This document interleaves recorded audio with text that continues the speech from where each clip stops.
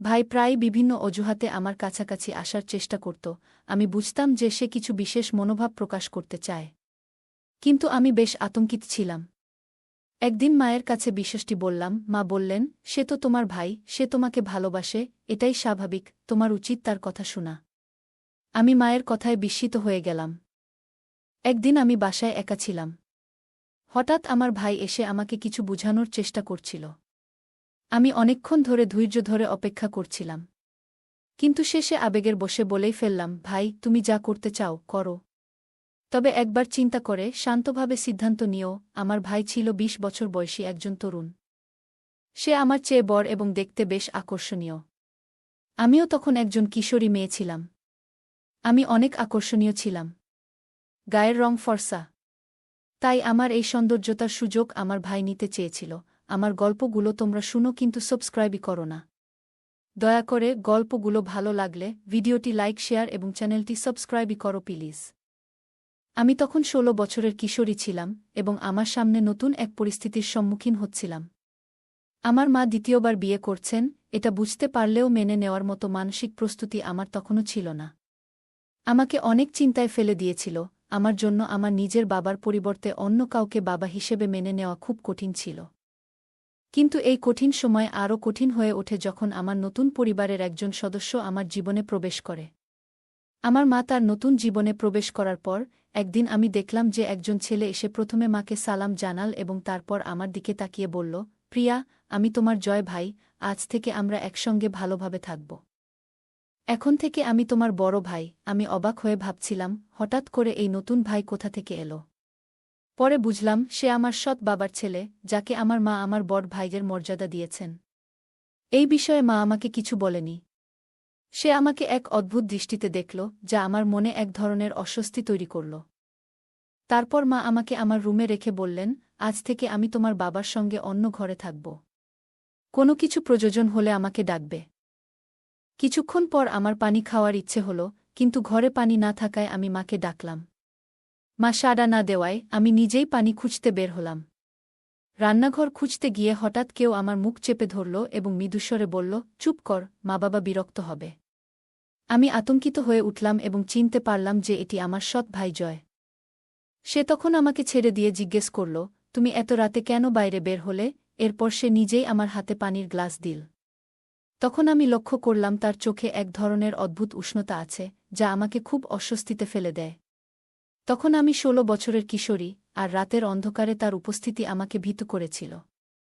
আমি অনুভব করছিলাম যে কেউ আমার কাছে এসে বলল, প্রিয়া, আমাকে ভয় পেও না। জয় ভাইয়ের কথায় কিছুটা অস্বস্তি লাগলেও তার মনের ভাব বুঝতে পারছিলাম না।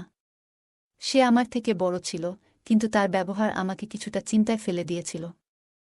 আমি রুমে ফিরে গিয়ে দরজার শব্দ শুনতে পেলাম এবং আমার হৃৎপিণ্ড দ্রুত বেগে ধড়ফড় করতে লাগল। আমি ভয় পাচ্ছিলাম, ভেবে নিয়েছিলাম দরজায় নিশ্চয়ই বাবার মতো কেউ থাকবে। দরজা খোলার ইচ্ছা ছিল না, তাই আমি নিজেকে আরও সংকুচিত করে ফেলছিলাম। হঠাৎ মায়ের আওয়াজ শুনতে পেলাম। তিনি আমার নাম ধরে ডাকলেন, প্রিয়া। দরজা খুলতেই মা আমাকে জড়িয়ে ধরলেন এবং বললেন, ভয় পেও না, আজ এই বাড়িতে তোমার প্রথম রাত। তাই তোমার ভয় পাওয়ার কিছু নেই, কারণ এখন থেকে আমরা সবাই এই বাড়িতেই থাকব। আস্তে আস্তে সব ঠিক হয়ে যাবে। চিন্তা করো না। মা তার নতুন জীবনে খুব খুশি হলেও আমি আমার নতুন পরিবেশে অসন্তুষ্ট ছিলাম। বিশেষ করে আমার সৎ ভাইয়ের উপস্থিতি আমাকে আরও অস্বস্তিতে ফেলছিল। মা রুমের দরজা বন্ধ করে দিলেন, কিন্তু প্রতিদিন একই ঘটনা ঘটতে লাগল। আমি সন্ধ্যায় রুমে গিয়ে দরজা বন্ধ করে দিতাম, কারণ জয় ভাইয়ার দৃষ্টিভঙ্গি আমাকে ভীত করছিল। তার দৃষ্টি আমাকে প্রতিনিয়ত অস্বস্তি দিচ্ছিল এবং আমি বুঝতে পারছিলাম যে সে আমার প্রতিটি পদক্ষেপ লক্ষ্য করছে। জয় ভাইয়া প্রায়ই আমার প্রশংসা করতে আসত, বোঝানোর চেষ্টা করত যে আমি বড় হয়ে গেছি। মায়ের সঙ্গে জয় ভাইয়ার ব্যবহার সবসময় ভালো ছিল, কিন্তু তার অন্যরকম মনোভাব আমাকে চিন্তায় ফেলেছিল। মায়ের দ্বিতীয় বিয়ের ১ মাস পর আমি বুঝতে পারলাম যে আমার সৎ বাবা আমাকে কন্যা হিসেবে গ্রহণ করতে চান না। মা তাই আমাকে তার দৃষ্টি থেকে দূরে রাখতেন, কিন্তু অন্যদিকে জয় ভাইয়া আমার চারপাশে ঘোরাফেরা করতে থাকত। আমি অনেকবার মায়ের সঙ্গে কথা বলার চেষ্টা করেছি, কিন্তু সবসময় কিছু একটা বাধা হয়ে দাঁড়াত। মা সবসময় আমাকে শান্ত করতেন, বলতেন, তুমি খুব বেশি ভাবছ, এমন কিছু নেই। সে তোমার ভাই। শুধু তোমার যত্ন নিতে চায়। ধীরে ধীরে মা আমার সব কথাই উপেক্ষা করতে শুরু করলেন, আর আমি নিঃশব্দে সময় কাটাতে লাগলাম। একদিন বিকেলে আমি বারান্দা পরিষ্কার করছিলাম, হঠাৎ জয় ভাইয়া এমনভাবে এসে দাঁড়াল যে আমি তার সাথে ধাক্কা খেলাম। আমি রাগে বললাম, এটা কি? সে অবাক হয়ে জবাব দিল, আমি কি করেছি? তার কথায় আমি বুঝতে পারলাম যে সে ইচ্ছাকৃতভাবে এমনটা করেছে। আমি কিছু বলার আগেই মা ছাদে থেকে এসে বললেন, প্রিয়া, তুমি যাই করো, এখন আমার সাথে নিচে এসো, আরও কিছু কাজ করতে হবে। আমি মাকে বলতে চেয়েছিলাম যে জয় ভাইয়া ইচ্ছা করে এমনটা করেছে, কিন্তু মা আমার কথা শুনলেন না। কারণ আমি বুঝতে পারছিলাম মা এখন আমার চেয়ে জয় ভাইকে বেশি ভালোবাসে। আমাকে নিচে নিয়ে গেলেন। মাঝপথে মা বললেন, সে তোমার ভাই, তার বিরুদ্ধে অভিযোগ করতে বসো না। তোমার উচিত তার কথা শোনা। সে তোমার যত্ন করে, আর তুমি শুধু বাজে কথা বলছ। সে একটু ঠাট্টা করে, কিন্তু সেটাকে মনের মধ্যে নিও না। আর সে যা চায় তাই করো। মায়ের কথাগুলো শুনে আমি হতাশ হয়ে পড়লাম। মা জয় ভাইয়ার বিরুদ্ধে কিছু শুনতে চাইছিলেন না। সম্ভবত তিনি তাকে নিয়ে অতিরিক্ত বিশ্বাসী ছিলেন, বা হয়তো অন্য কোনো কারণে চুপ থাকছিলেন। জয় ভাইয়া সুযোগ পেলেই আমার কাছাকাছি আসত, আমাকে অস্বস্তিতে ফেলত। আমি বুঝতে পারছিলাম যে সে আমার থেকে কি চায়, কারণ তার আচরণ তা স্পষ্টভাবে প্রকাশ করছিল। আমি মায়ের কাছে সব কিছু বলতে পারতাম না, কারণ আমি জানতাম তিনি আমার কথা বিশ্বাস করবেন না। কেন জানি না, কিন্তু আমার সৎ বাবা এবং তার ছেলে মায়ের কাছে খুব প্রিয় হয়ে উঠেছিলেন, আর আমি, প্রকৃত সন্তান হয়েও, যেন উপেক্ষিত ছিলাম। মা সবসময় জয় ভাইয়ার কথা বিশ্বাস করতেন, আর আমি আস্তে আস্তে নিজের কথাগুলো গোপন করতে শুরু করলাম।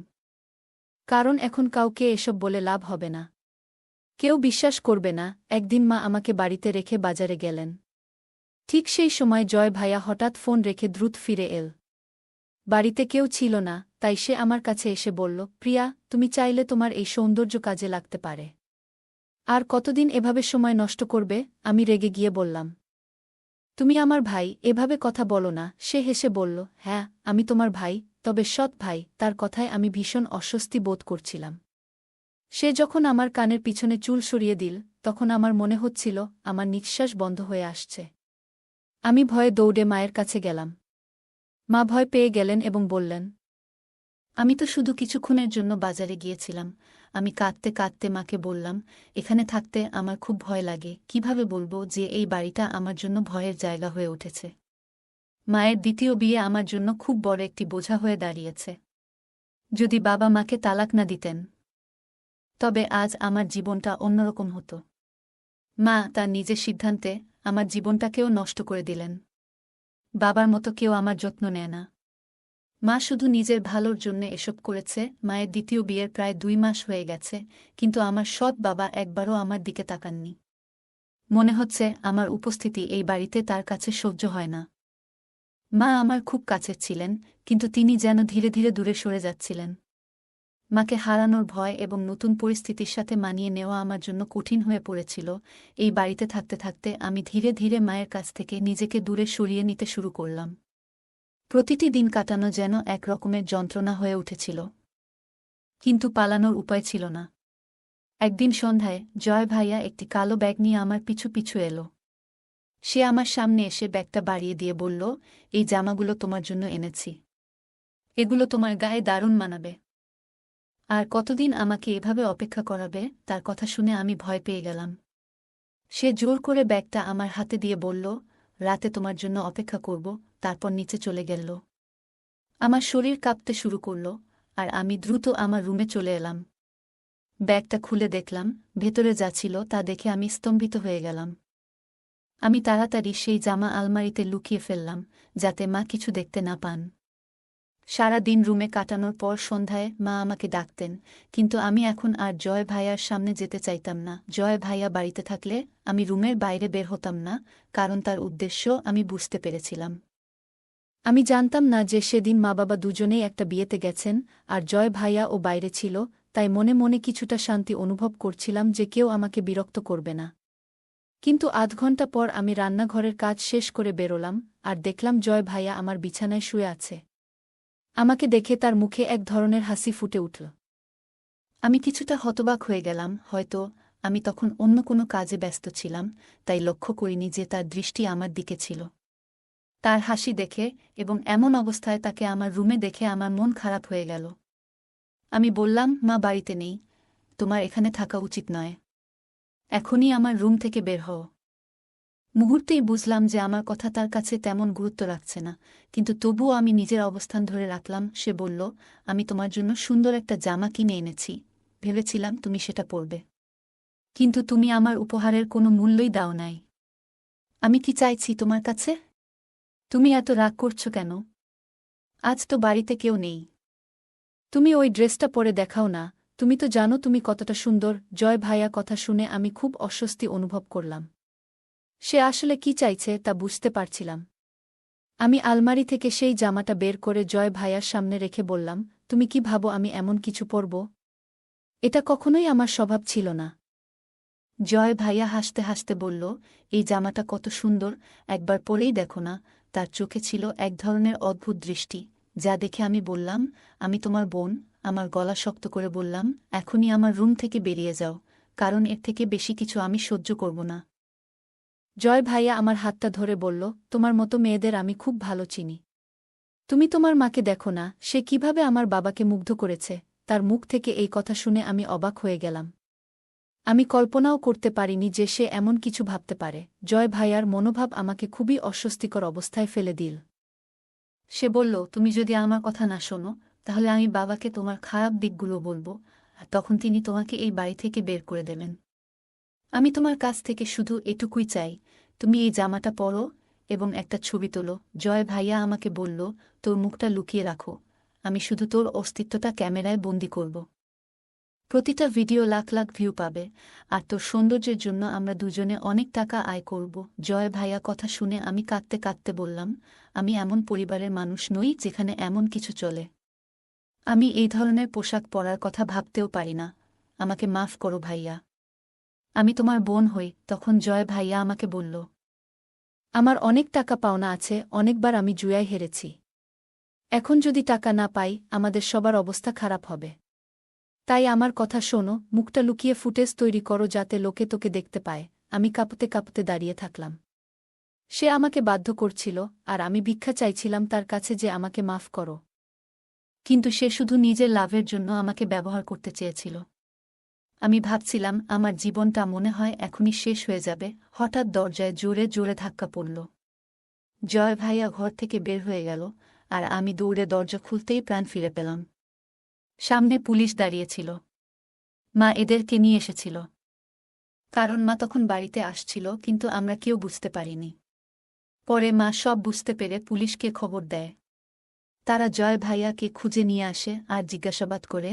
আমি ওদের সব কিছু বললাম। পুলিশ জয় ভাইয়াকে গ্রেফতার করল এবং আমাকে বলল যে সে তার বন্ধুদের সাথে কিছু মেয়েদের ভিডিও তৈরি করেছে এবং সেগুলো সাইবার ক্রাইমের আওতায় এনে ব্যবহার করতে চেয়েছিল।